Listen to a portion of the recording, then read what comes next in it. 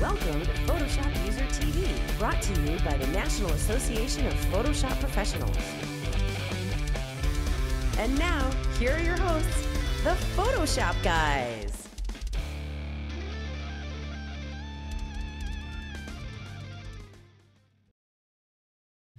Well, hi everybody, and welcome to another something or other episode of Photoshop User TV, brought to you by Photoshop User Magazine. Now, not only is this magazine held by Matt Kluskowski, that's your photo on the cover, isn't it? It is. I made the cover. So well, not me, but you know. I might as well, no, that's not actually Matt, but he took the picture. Actually me. It's a composite, right? Yeah. Okay. Go ahead. I was going to say, now that I've mentioned your name, I might as well introduce you. You can. This is Matt Kluskowski. Hey, everybody. He's rocking the house key. To my left, a man who needs no introduction, so I won't. Back there is Corey Barker. Hello. All right. Okay, here's Pete. It's all right, I'm used to it. Hey, guys. Hi, Pete. That's Pete. Hey, Matt, how's it going? I'm doing good. Scott, whatever. Good. A mi izquierda es mi amigo, Arci Concepcion. Hey, everybody. ¿Cómo estás, señor? Bien, bien, bien. ¿Y tú? Hola. Hola. That was good. That was good. That was Spanish right there, buddy. I've been practicing. We was working on this right before we came on the air. I just figured out what mi izquierda it means. It means to the left. Yes, very good. And do you know how to say right? In Thai, I do. Derecha? That's close. That's close. That's in the ballpark. Well, welcome. Wow, we are international here. Derecha? Derecha, yes. That's good. That's you just say right. We are here for another show. Welcome, everybody. Spanish lessons with the Photoshop guys. Bienvenido a Spanish. Real quickly, we've got some really cool things coming up. First off, we're right around the corner from Photoshop World now that it's 2012. Photoshop World's coming to Washington, D.C. for the first time. Tell them about it, Matt. Yes! You and the partner can... Tonight! Yeah, Photoshop World is coming to Washington, D.C. for the very first time. I just said that. Sorry about that. I wasn't ready for all that. I'm trying to... Here, let me see if there's any... Photoshop World, March 20... Was it March 24th, 25th? It's on a weekend. 23rd. No, it's not. 23rd. What are you saying? I got to be close. It's March 24th through 26th. What did I just say? You said April. Yeah, March 24th through the 26th. So it's on a weekend this time, which is kind of cool. It's the first time ever. Yeah, I know a lot of people. A weekend Photoshop World. Yeah, so if you're working during the week, you can make it out. DC, and I'll be teaching there. You'll be teaching there. Pete will be teaching there. RC? Yeah, Corey. Yeah, everybody. Yes. So we hope that you'll be able to join us. Go to photoshopworld.com. Hey, also, I'm teaching my my Light It, Shoot It, Retouch It tour started up again. My first tour date is coming up here in just a week or so in Austin, Texas. Chewy's. Everything's big there. I'm going to Chewy's. You got to go to Chewy's. On August 30th, it's I want to say it's a Monday, but you never know. Anyway, the 30th. I said August, too. It's January. January 30th. We're doing in just great. a week and a half. Yeah, this is a bad show already. But anyway, I hope you'll go to kelbytraininglive.com. Come out, tell your friends. Then after that, I go to Phoenix and someplace near Phoenix. It's a 1-hour drive. Oh, Dallas. I'm in Dallas and then Phoenix in February. That's all I got. Hey, you know what would save this show? A quick tutorial from Corey. Yeah. Good job, Corey. You're on there, bud. All right. So, I've got a text effect. Is that cool? Ooh. Does it use 3D? No. Oh, good. No 3D. I already told Pete, if he has a texture effect, I'm going to kill him with my bare hands. I'm actually using textures, but I'm not doing 3D. Okay, that's all right. Actually, this is another Hollywood text effect. It's from the new GIJoe movie. It's just saw the trailer for the other day, but... I was going to say, there's a GIJoe movie? New GIJoe movie. Movie looks okay, but the title effect actually looks really cool. The title effect is stunning. As is the case with most movies. Yeah, I just watched GIJoe. I watched the first one last night. Yeah. Last song. Yeah, just so. It's not bad. The first one. No, I thought it was, I love the effects. I love the effects were good stuff. and everything, but anyway, real quick. So I've got a text layer here already set with the title. And what I've got are a couple of textures here, and this one's a stock texture I've got. I'm just going to take this and just drag it on over. Again, hold the Shift key down, and it will drop it in the center. And then this other texture I've got, I actually shot this on the beach at Atlantis in the Bahamas. Isn't that cool? I don't know what I was ever going to use this texture for, but it will work for what I'm doing here. So I'm just going to take that again and drag and drop it as well. So I have two different textures in this file above the text. So I'm going to position this texture just above the text here and just clip it inside of that layer just by holding on the Option key and clicking between the layers. Creates a clipping group. So that texture is now inside of the text. I kind of like that we can actually watch the tutorial. I know, we can actually see finally it. getting to see what's going on instead of Yeah, we have a new like feature here in the Corey. studio where we can actually see what's going on. Because we used to fake it. Yeah, we used to go, good tutorial, Corey, and we didn't know. We didn't think they were any good. I just never knew if I was actually doing anything good. No, we were the same. Well, if Corey's sitting beside me, then I can just look over on the screen and pick on him that way. But anyway, so the next texture, I'm going to go ahead and clip that inside of there as well. Just hold down the Option key again, clip it in there. So that texture is above this other one. Now what I'm going to do is put a layer mask on this texture at the very top. And I'm going to go ahead and use a brush that I've already got set up here. It's just a little scatter brush. And I'm just painting on the layer mask. I'm just going to paint away a small area of that text. We'll zoom in here. And the only reason I'm doing that a little bit is because I'm going to add a layer style to this layer to give it a little bit more depth. So I'm just going to double click on that layer and add a bevel and emboss. And we'll just set the technique to chisel hard and outer bevel. And let's really increase the depth up here. And you can see it's giving me some more definition to that edge, and it looks pretty good. So we've got the layer style on there. We've got the layer mask. Need to make sure selected on the layer mask. And now all I need to do is just go around the edge of this text and just kind of dab. And it gives me that distressed look, like it's chipping away at the stone text by brushing away that element. So what's really doing is revealing that texture beneath. That's cool. Ultimately giving me that kind of it's kind of a 3D effect to it, but it's more of that scattered. You had to pull out the 3D word, didn't you? Yes. Dude, we should watch your stuff more often. This is good. So it's giving me that really kind of dimensional look, and I can chew into it. I'm just dabbing here. I can paint with long strokes, but I can also just kind of dab it and really kind of make it look like it's chipping away at that stone texture there. Well, a little dab will do you. So just a couple of textures and some layer styles can That give you was a good one. really cool Hollywood effects. Now, one last thing I'm going to add to this, like I saw in the original one, is on the original text layer here down at the bottom, I'm just going to add an inner shadow. And what this is going to be is a light effect. I'm actually going to change the color of that shadow to more of a gold color here. And you can see it kind of illuminates the text from underneath, as I originally saw in the trailer. So we'll just kind of have that on there. And ultimately, you've got very cool stone texture. I like it. Made. I like it. And Go Joe. Okay. Go Joe. Hey, Corey, we are not laughing at you. So we're sitting here, and RC's chair is making There's ducks in the studio. an uncomfortable noise, and we're all just giggling. I look over to Pete and I go, did RC just... He's like, no, dude, it's his chair. It's sad. You're sitting over there. We're like in It's sad. tears We're over not here. the most mature of the three of us sitting here right now. Sorry. That rarely Hey, happens. I'm relieved that Very it's just rarely. his chair. Hey, RC, speaking of RC, wow, what a great segue. Yes, that's wonderful. Hello, RC. Hey, everybody. What's going on? Hey. It's a little windy over there, isn't it? Well, it's getting warm in here. Okay. Let's look at that. Windy, Chicago. There, very good. That is Chicago. That's between That's a good transition, the Terminal right? B Nice and segue. Terminal C there at O'Hare. All right. Now, I love had that a quick, I had a quick Lightroom tip. Things that you should keep in mind. When you're working with something inside of Lightroom, a lot of the times you're going to try to crop, and I use my crop overlays all the time. Inside of this image, let's say I have a series of images here. What I'll do is I'll hit the letter R to bring myself into the crop tool. You'll notice that you have a series of different overlays. Like this is a triangle-ish overlay. You have this, you have this, you have this. But you can actually cycle those overlays around. If you hit the letter O, you'll get your golden spiral. If you hit the letter O again, you'll get your grids. And the tip is kind of to use the letter O to be able to do that.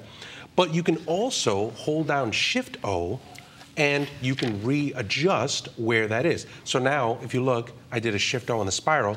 My spiral's up here. If I do a Shift O again, the spiral's down at the bottom. Use those overlays for different types of images as you're working. Like, for example, if you're using something that has symmetry, this image, the spiral wouldn't necessarily work for this. So what I would do is I would switch to a grid. And what I want to do is I want to take this center line and align it to the center of this altar. That's where you would use something to work for that. If you want to use this, where you have lines that kind of lead into a portion of the picture, you could use a grid that looks like this. Now, this picture looks okay, but watch this. This intersecting line here and this intersecting line here. Imagine if I had made a frame that looked like this, where the intersecting line was on the chair, the intersecting line was on the edge of that door. That picture could be a lot more interesting. So there's a couple of different things that you can use from a compositional standpoint. The last thing that I usually do when I do compositions is anytime that I'm trying to crop or move around or cycle all of these, I almost always hit the letter L key twice.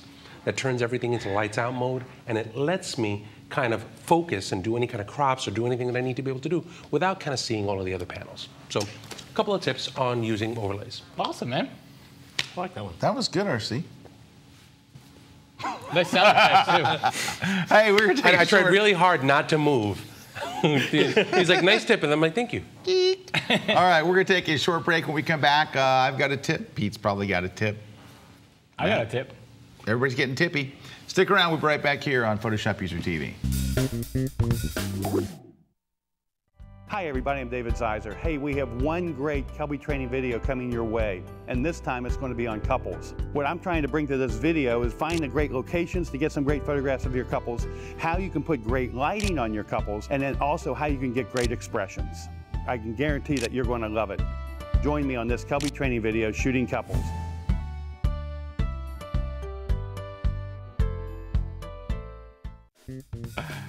Oh, we are so back. Are we back? We're back. We must be back, Yep. because there we are. Hey, everybody. Scott I'll stop Kelby here reading. with Matt and Pete and RC and Corey. Corey actually added a little bling there at the end. Can we show your screen? Can we show Corey's screen? yeah. He added a little thing he showed us on the break there. Nice. So yeah, I just added a little background, a little flare effect to it. Now, Just kinda- Corey, would someone learn how to do that in a maybe down and dirty tricks book for designers? Why? Certainly, Matt. Yes, they would. Okay. Where would, Wow. if only someone had written one of those. Yes. Oh, wait. If only somebody had. All right, hey, I got a tutorial for you. Corey keeps one on hand at all times. I've got one here in my pocket. too. It's like inflatable. All right, so it's like those pop-up tents. It is. So that would be cool to have a little thing that was like a pop-up book.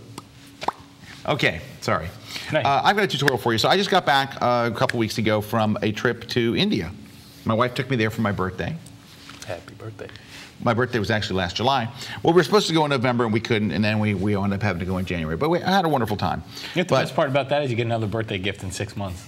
I know, it's awesome. I don't really need another birthday, but that close. But I need another birthday. I need many more birthdays, but not that close.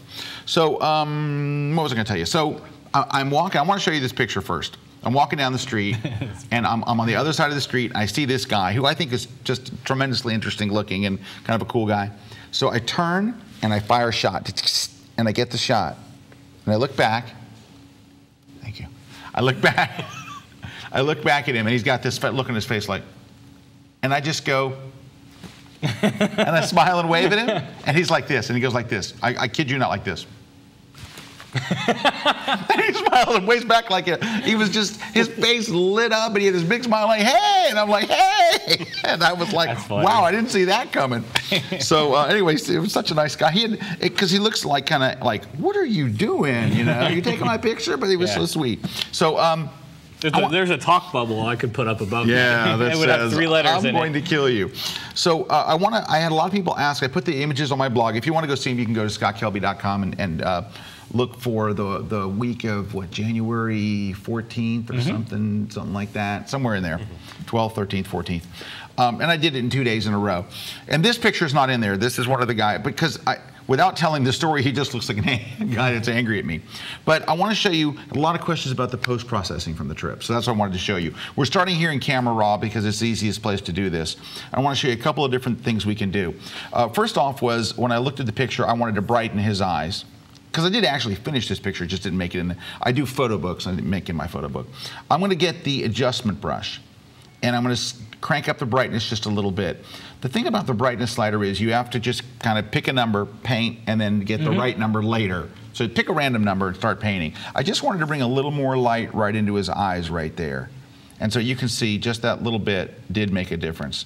And of course the green pin's just there to kind of show you where you painted. But all right, so that was step 1.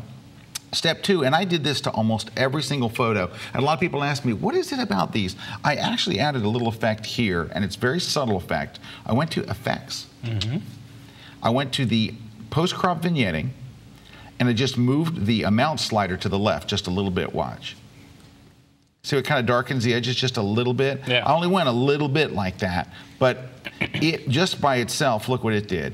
It just kind of focuses the attention away from, because there's usually a lot of distracting things in the edges of photos. Yeah. By darkening a little, it puts the effect back on him. So I did that.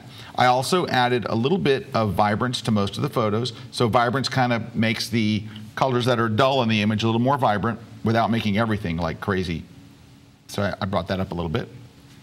I added clarity to most every image because a lot of them had a lot of texture. I always think of when I see a lot of texture to add clarity. So maybe I added a little bit of clarity. But here's where I kind of really finished this off.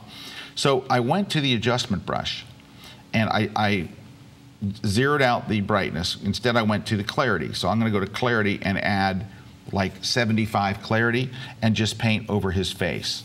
And it really gives a real nice kind of effect there. And I'm going to show you a tip I learned from a one Matt Kliskowski. So what happens if you crank it up to 100% and you're like, well, that's good, but I really need more clarity. I'm already at 100%. There's nothing I can do. Or is there? Could be. So Matt's trick is to hit new and just add another pin. Just start painting someplace else and look how much clarity you can pull out of that. A tremendous amount of clarity. Yeah. Then what I did was I went to saturation and kind of lowered it a little bit. So I take a little bit of the redness out of the skin. Now, if you're going to do all that to his face, whoops, I didn't really kind of want to zoom in quite that close. If you're going to do all that to his face, you better also do it to his hand over here. So you're going to have to kind of grab the adjustment brush and do the same things, is apply a lot of clarity and remove some of the saturation and things like that. So you might have to do it twice to match what his face had. It's trying to show me the little masked area. All right, so, and we have all these pins. Let's just hide the pins so you can see. And you can see what a difference this brought into the image. Just that. So it gives you that kind of, you know, bronzy look to it. So another thing that I would do to finish off this image, of course I would sharpen it eventually, but is this wall over here is kind of bright. And your eye is drawn to the brightest thing in the photo. So I don't want your eye to go over here at all. So I would hit new. I would hit minus brightness, which zeroes everything else out, and then lowers, and I would paint over this wall just to remove the distraction and make that a little bit darker. And then if it's not dark enough, you can go to exposure and darken that down a little bit. And then lastly, I might just brighten all of him. So let's hit new, brighten. I usually use brightness. I don't use that much exposure. I use brightness. And let's just make him a little bit brighter so your eye is clearly drawn to him without any mistake of where the viewer is supposed to look. That's too much. But that's the thing about it. I can adjust it after the fact. Just make him a little bit brighter. Maybe something like that in there. So now, to show you a full before and after of the image, I'm going to go way down here to snapshots and turn off. Well, that's not doing it all, is it?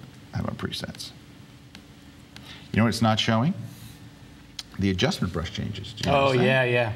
So this is going to show you what I did besides the adjustment brush. You could. I know you could go and like do this thing, to camera raw defaults and back to custom settings, but it's a little sketchy. Let's try. I was going to say you can make a snapshot right now. Yes. Let's do that. Make a snapshot. That's not a snapshot's over here. Sorry. Snapshot here. And then go to untitled. All right, so here's before. Yeah, there we go. And after. All right. Yep. So before. They make it so easy. And after. All right. All we want is before and after. Seriously. Right. So can I do one more real quick? Let me just grab this. That's the same photo. Scott, would we say no? Probably not. All right, so here's another one. So this was just a woman walking down the street. The first thing I did was crop out this kind of broken thing there. So that was easy enough. I would just go in here, I'd draw out my crop, and just move this so it's not showing the broken stuff, and then move it over. So just a simple crop to start it off. I want the whole thing to look more vibrant. Anytime a photo looks washed out, I know to generally increase the blacks. So I'm going to increase the blacks a little bit, which makes, look how much more vibrant it looks just with that. Just increasing the blacks a bit. And then I want her to stand out. She's the focal point, so I would go to the adjustment brush and make her a little bit brighter. I usually use brightness again. We'll just go in here and brighten her up a little bit. And since we're working on her, let's go ahead and add a little bit of saturation. Make the colors a little bit more vibrant. And we can also, let's head new and make these a little more vibrant. I don't need the brightness part. but I would like the vibrance and maybe contrast and maybe clarity, Matt. A little bit of everything. All right, so we're just making these things look a little bit better. And then the only other thing that I really need to do here is to go and add a effect and darken the edges a little bit. And there you go. Yep. So this is typical of the stuff that I did. A little bit of dodging and burning, make this a little brighter, make this a little darker. Most photos got the edges darkened a bit and things like that. So cool. Just kind of a little. Nice. Yeah, I mean, I think people think it's going to be. You explained it. Yeah, and we were going to say people think it's a little bit more complex. And it's got all these different steps and all of it. Because I mean, it might have taken 5 minutes, but you're teaching as you go along. You saw there that it really only just takes about a minute to go through and do all those different. Yeah, if you're not talking and showing it step by step, you know, you're just going to go, oh, let me make this brighter. Yep. Make this darker and darken the edges, and you're done. Now, would you set up a preset for like the things that you didn't do with the adjustment brush? You could, but you know, it's every image is a little bit different, so it's, you know. So it depends. It's just I use this the one I could use a preset for is this vignette. The vignetting, because I almost add it to every photo. But look what just the vignette adds. You know, it warms up the whole picture. You know, it really focuses your attention. I love that. Yeah. Cool. All right. Hey, we are going to have Matt Kloskowski, a man known for his tips. All right. I got very quick. I had no idea. Clearly what I was going to say at that point. A man known for. Yeah, you pulled it out really. It was a dramatic pause. It was. Really... Known for his tips. All right. Very quick tip here on just perspective correction, because I think we see this a lot. So interesting, I have a little backstory on this too. I'd posted this photo on my Google Plus and my Facebook pages. I love that photo, by the way. Oh, thank you. And I left the bird in deliberately. And I posted the photo saying, you know, I left the bird in, what would you have done? And to my surprise, I thought everybody was going to say, of course you have to leave the bird in. Do you know probably about 75–80% of the people came back and said, I would have taken the bird out? I would take the bird out too. Do you know why? Because it's blurry. Oh, I didn't realize it was blurry. Do you know why? At the small size, it looks like sensor dust. If you were going to blow this up big on the wall, I think it would look great with the bird in it. Yeah. But like there you go, oh, it's a bird. It's nothing. But when you first brought it up, I thought, what is that speck? Yeah, I think it's a size-related thing. Yeah, and I think it is too, because we talked about that where I posted it, where some people said it depends on where it's going to go. If it is going to go on a wall, you would know. On a website, when it's that big of a thumbnail, you can't really Yeah, it's very tell. hard to see. Anyway, has nothing to do with any of that. Perspective correction. Did you shoot this with a tripod? I did. Did they let you set up a tripod? They did. Because I was going to say, dude, that thing is sharp. Yeah, no, they let you. This is in the Sheikh Zayed Grand Mosque in Abu Dhabi. In Abu Dhabi, yeah. And yeah, they'll let you walk around with a tripod. I spent 2 hours walking around with a tripod in that place. So. Nice. Beautiful place. I mean, there's a picture like this everywhere you turn. 2 hours. You need 4 hours in that place. Anyway, so a little bit of perspective correction. What happens is Photoshop's got ways. If you go to the filter menu, you can come down here to lens correction. Camera Raw has a way. Lightroom has a way. The problem with it is they're all very symmetrical. And a lot of times when this happens, one side is worse than the other, and you spend all this time trying to tweak the sliders, trying to get it perfect, and you never really do. What I end up doing is coming over here into Photoshop. I press Command or Control T, and then you hold down your Command key. If you hold down Command, it lets you pull the corners out, okay? So you hold down your Command key, but if you hold down Shift, it keeps you from pulling them out kind of at an awkward angle. And then you come over here and you hold down Command Shift and you pull that one out. And when you pull one out, you'll see the other one goes back. So you might have to come back over here and kind of It's almost tweak like using perspective. Yeah. And you kind of come over here and you just tweak that a little bit. And all I'm doing is I'm just looking at mainly these right here. Another little tip for you, if you are doing this. Can you show before and after real quick? Sure. Before. Yeah. After. Before, after. Yeah. But another thing you can do is if you can't eyeball it, if it's too hard to eyeball, press Command or Control R, and you can click and you can drag a guide out.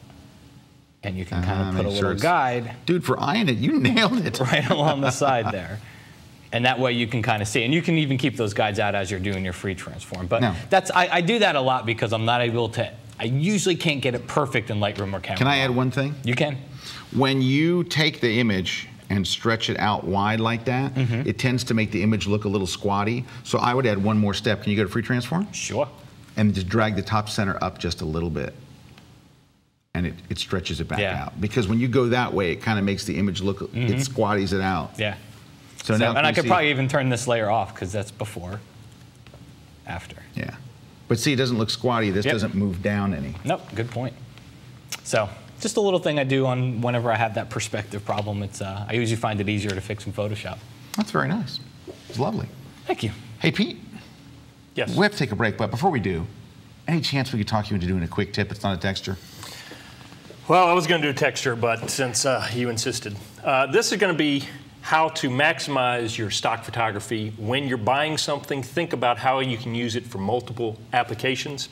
And one of the things now today with stock pricing on your pictures, you want to get the smallest you can and then use it for the most you can, because you get the cost is according to how big it is. Right, you're saying small size, like small pixel size, like the small size if you maybe if you go to order, and right, small is going to be 3, medium's 5, and then 10, large is 10. And, yeah. Well, if you can buy the medium and then double it, you've just saved yourself. But the whole thing is you need to have an eye on when you're buying your stock photography to think about how it can be multi-purposed. And for this one, I knew that as soon as I looked at it, I could take this, because of the way they've taken the picture, we've got a nice vertical line going down the middle here, and then it drapes off to the side perspective-wise. I can easily flip this thing. And so I can take it from one size and double it with no extra cost. So I simply just pull my crop tool across the whole image, and then I grab my handle in the middle here, and I pull it, and I know I want to flip this exactly, so I bring my little middle indicator there, right on the edge, and I hit return. Stop. This is actually good. Oh, Continue. sorry. Continue. What I didn't tell you is I'd already jumped up and made a copy of that layer so that I wouldn't have my stock image locked into the background layer. I should have told you that. But now I take that top layer and I simply hit Command or Control J to make a copy of it, Command or Control T to free transform it, and then I'm just going to have it by right-clicking on it. I can just simply hit Flip Horizontal and Return, and now I've got the exact same copy mirrored, holding my Shift key to keep it from moving up and down, and I bring it over. Oh, let's try that again. I bring it over, and it's not letting me go. Oh, it's doing that. What it is? Yeah. It's doing that thing. Okay, so this is a what bug. I'm going to do is I hit Control. To overcome this, if you have this problem, I just go through free transform, and I move it with the free transform. And then once I get it there, I hit return, and it'll stay there. Now I can bump it over. It will still let you use the arrows to move it around, but sometimes it locks up. Tool. Yeah. Okay, and then I will then merge those two together with Command or Control E. And now once you've mirrored it, it looks pretty good, but the thing you've got to remember is to go in, and because you've got the exact same mirror, your eye is going to know it's mirrored when it gets to things like this. So what you want to do is what I do is I go in and alternate. I'll take out the leaf on the right side and keep it on the left, and I'll come take care of that, and I'll just go back and forth. Especially in this just middle change it section. just a little bit. Yes, so that it doesn't look like it's mirrored. And here's the final result over here. Of where I've just come in and I've adjusted, and so it doesn't look like it's quite a repeating pattern, but I've taken and doubled the size of my stock image just by flipping it. And that's my quick tip for today. That's maximizing your stock. That's pretty clever and quick. Thank you. You know, Stock. You know what, at a point like this, all we can really do is take a break, because what's left to be said. When we come back, we've got some giveaways and a contest and stupid stuff. So stick around. We'll be right back here on Peak TV. Have you ever wished that you could have direct access to the world's top pro photographers, Photoshop experts, and creative minds? With KelbyTraining.com, that wish is only a few clicks away. Hi, Adam. Dude, I think you are really going to love this class I have for you today. Our training style is very casual. It's like having your own personal instructor teaching you today's most sought-after techniques, step by step, from start to finish, whether it's on location or in studio. It's easy and conversational, unlimited, 24-hour-a-day access to hundreds of exclusive classes from the world's top pros. A subscription to KelbyTraining.com is a must-have for photographers, graphic designers, anyone that's serious about taking their creative skills to the next level. Hey, if you ever need any help, just come back online at KelbyTraining.com. I'm just one click away. Take care. Subscribe today. Visit KelbyTraining.com for more information.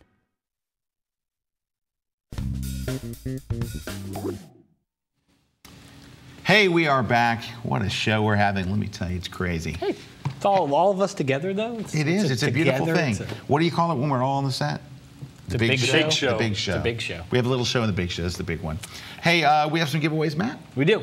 So first off, we have On One Perfect Resize. Perfect resize. It's getting So we're making bigger. huge prints. It's getting bigger. It's getting bigger. Well, it doesn't anymore. They switch cameras. It's getting any bigger. Here, Pete, catch. You're out. Yep. Hey, hey. We have On One's Perfect Portrait. It's a plug-in for retouching. It's a plug-in for retouching. Works Pete, catch. surprisingly well. And we have On One's Focal Point software. So Depth this of is field? more for putting that depth of field in there. So Pete, Ho. thank you. Ho, ho, ho, ho, ho. That's what they pay me the big bucks for, right? You there. can win these software Wow. and Pete juggling them if you go over to kelbytv.com/PhotoshopUserTV and just leave a comment for this show. So whatever show that is January 22nd. Meredith, yeah, January 22nd show. Just leave a comment for the show and say hi, leave it, thoughts, whatever you want. Just say anything, and you will get entered into the contest. Can I say something? You can. For you watching at home, I'm surprised at this, but do you realize that this is our 292nd show? Wow. We've done this show. You think it'd be better. You think by 292 times, we'd have it better. You think we got network It doesn't by feel now? that much to me. Can I tell you something? You know who's been very quiet? You're afraid to move. He's afraid to It's move the in chair. that chair. The chair He has is him afraid. I'm just doing this. Just move He's your afraid hands. to move. Yeah, just. Dude, so it's our 209. So some notable episodes. The episode where RC came walking down the ladder. We had a ladder behind us. Ah, yes. And it was the episode where we introduced RC when he first started, and he came walking down the ladder. He was up, and he just came walking down and said, "Hey, I'm RC." Yeah. So that was Everybody pretty talks funny. about the Steam episode. The That was Steam a good one. episode. That was a good one. God, that was fun. Hey, what year did we run? Because you could find this on our website. We ran like the best of Photoshop User. We ran a clip. Like, was it last Christmas? I don't know. There were some funny ones, like the bloopers and everything too. When did we do? I think last Christmas. Go back to Christmas, not 2011, but 2010 Christmas, and there were some. We did it like a highlight show, and there was some funny, stupid. Some of the shows were so bad. So anyway, anything else? We got anything else? Giveaways, Pete. No, Sorry. it's just. Oh gosh. I think we're done here. Go ahead. No. So After thank you guys. 292 episodes, we still throw things. We still throw things. Hey, thank you. Hey, Pointy, Choppy. You know what that's from? Can I tell you what Pointy Choppy is from? Way back when we first started the show, I would point a lot. Apparently, I'd go, "You got to see this. You got to do this. Really, it's really good." And so people would write in. And you chop too. That Scott. It's so distracting when Scott does that I can't pay attention. So I changed it to this, trying to appease everyone instead of Presidential? saying right. Presidential. 1,000 points of light. But then people started saying it looked like Then people karate are going, chop. now I look like I'm karate chopping. So if you notice in the intro of the show, it shows a newsstand and it says Pointy Choppy. Yeah. That's Nice. from Pointy Choppy. There's so many little things that, like, anybody that came to watch the show in the last year would never, all these little things that we do. Yeah, they wouldn't know about Pointy Choppy and all that kind of stuff. But I do have to say, Look at the jib. It's 292 episodes. Back when it was like in the first 10 or 20 or 30 or 60 episodes, you know how many retakes we used to have to do? We used to do retakes almost every single time we'd mess something up. We pretty much buzzed through a show, for better or for worse. We buzzed through a show in one take. Well, have we gotten Where better? we probably should or do retakes on some desensitized? things. Yeah. Yeah. Well, you know what? When Dave Cross was a regular on the show, Dave never liked to have any mistakes. And we he were never like, did. We were like, dude, Matt and I are making mistakes left and right. Dave could, like, whatever Dave was going to do, he would always do it right. And that's why he doesn't like doing retakes, because he always does everything right. Yeah. Where, believe it or not, sometimes I make a mistake. It's crazy. I would it's never know. Unheard of.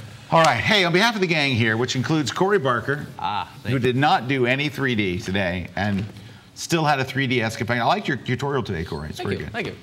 And RC, who had some snappy tips and squeaky sounds. And take care, everybody. To Pete Collins, who finally did a non-texture related tutorial. Oh, I don't know. No, It was on the texture board there. It He was hasn't on fully the, gotten away from Quasi-texture. I'm going to say not texture, but perhaps background. Yeah. It's on the border. Yeah. Well, And graphic designers live and die by backgrounds and textures. I know, they die mostly. And God's gold, baby. Matt Kloskowski, who's just a beautiful man all the way around. Bird loving. And using the non-floating jib outing. today, driving the jib like only he can. One. Everyone, look at the jib. RC, look at the jib. Jib. Jibby. Sweet jib. Remember how excited we were when we got the jib? I know, we were at the start at the whole show. And we didn't realize how hard it was going to be to use a jib. We didn't, it's like Juan's the only person trained within 100 miles a year that can actually use that jib. Everybody else gets on there like, what's going on? And here? we didn't realize you're not supposed to look at the jib either. No, they say, oh, don't look at the jib. We're like, why do we even have a jib if we can't look at it? But we're looking at it. We're looking straight No, at it. I'm not looking. Take care, everybody. We'll see you right here, probably not, on Photoshop User TV. Take care. Peace. Word. Peace out.